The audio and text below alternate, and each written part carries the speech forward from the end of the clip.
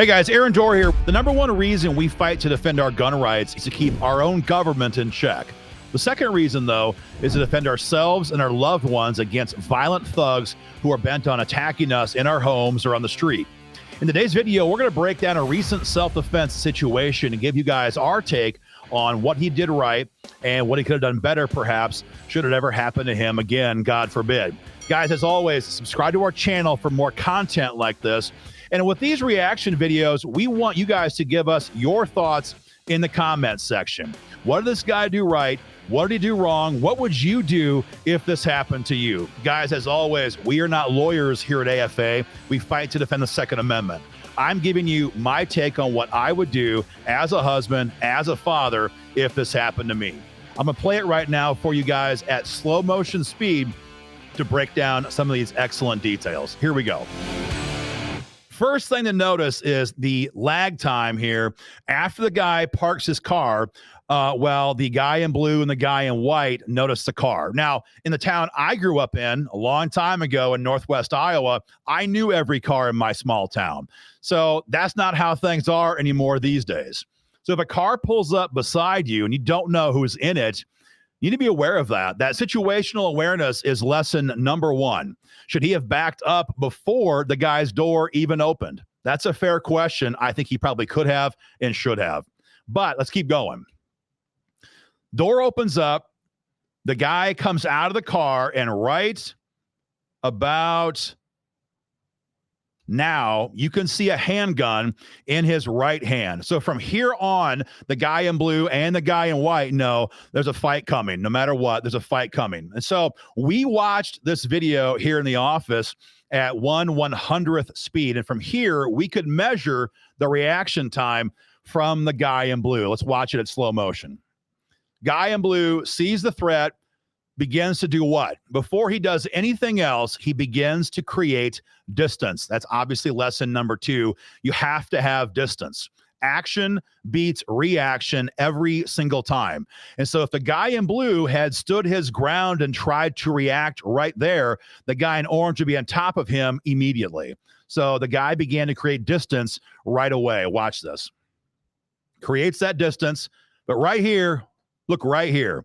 At this point, the guy in blue is backing up. He's got pretty good footwork, all things considered. But what do you see the guy in orange doing? Exactly. He is actually racking the slide on his handgun right now. So if the guy in orange had come out of that car with his firearm chambered, he would have had shots on target unless he missed, which of course they often do. But he could have had his shots on target before the guy in blue had his gun all the way up. So not carrying chambered, for those who still do that, is a lethal mistake that many people have made in the past. Thankfully, the guy in blue did not make that mistake. Let's watch. His gun comes up. Now, again, we measured this, and his reaction time, as best we can tell, from when he first saw the handgun in the bad guy's hands to getting his first shot off, is right around 1.5 seconds. And that is critical for us to talk about. You know, there was a time in my youth when handgun training meant a bullseye target, 2 or 3 friends, 100 rounds of ammo, and we're trying to get the shots in the black circle. But that's just not the world we live in anymore these days. These days, your goal at the range should be to get your first shot on target in 1.25 seconds. That should be your goal. Because again, this guy did it in 1.5. But that's because the guy in orange gave him that time by not having his own gun chambered. Your goal should be 1.25 seconds. You need to have a shot timer for your time at the range. Let's keep going. Firing, firing, firing. Let's just stop right here for a second. What do you see? Well, the guy in orange has turned a 180. He's turned a 180 to the guy in blue. Now, armchair critics will say that what you're seeing right here is functionally, legally speaking, murder. There is no longer a threat against the guy in blue.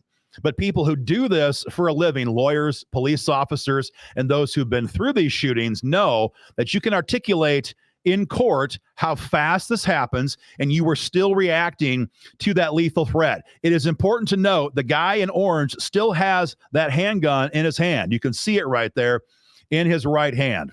I am not saying the guy in blue did anything wrong at this point in the video. What do you think? Give us your feedback in the comment section. Let's keep going.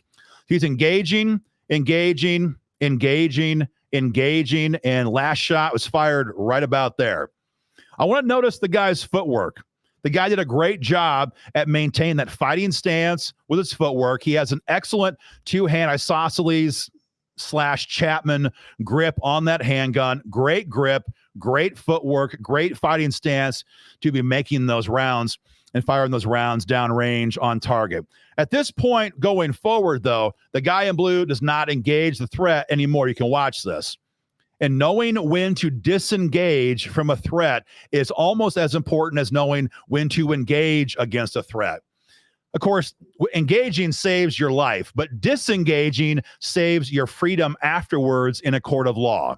Because had this guy continued firing rounds downrange when that guy in orange and that car was a block away, they would certainly attack him for that in a court of law. Let's keep watching. He's watching the threat. He knows the most important thing now to protect himself is to keep eyes on the target. Some people would say, run away, go hide, but you don't know if that threat's going to come back. You don't know if he's actually all the way left the scene. At this point, when you're actively in a gunfight, keeping your eyes on the target at all times is critical, and he does exactly that. He walks out to the street, kicks off the flip-flops to get a little bit better footwork. That's a good thing. The tactical unload, so to speak, of his sandals. He goes to about mid-ready here. Some would say high-ready here. And he's watching that threat down the street.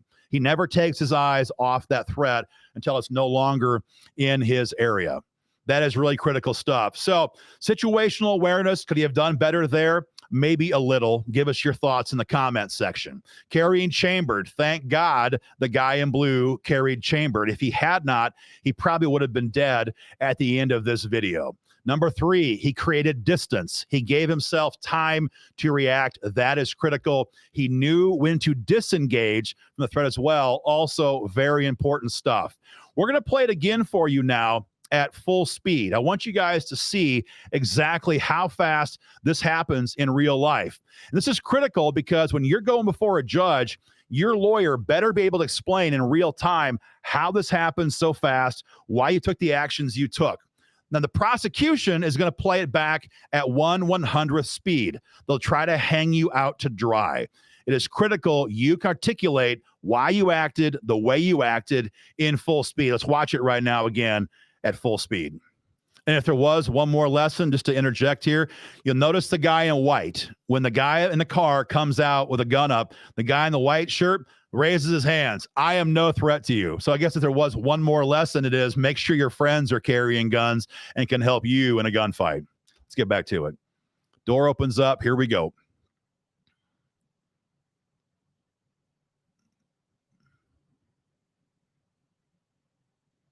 Total time of engagement from when the guy came out of the car with the gun to the guy finished his reaction is somewhere around 6 seconds. That's how fast it happens. That's how fast you have to have a plan in your mind in advance to stop that violent threat. Let's keep watching. He walks out here. He's watching that threat, kicks off the flip-flops, and never has to re-engage. Guys, that's our take on this video. What do you think? Leave your reaction, your comments in the comment section. As always, subscribe to our channel for more content and join the fight.